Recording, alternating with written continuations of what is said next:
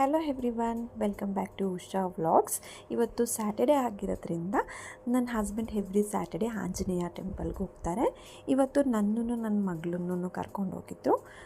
So ನಾನು ನನ್ನ ಮಗಳು ಕೂಡ ಇವತ್ತು ಆಂಜನೇಯ ಟೆಂಪಲ್ಗೆ ಹೋದ್ವಿ.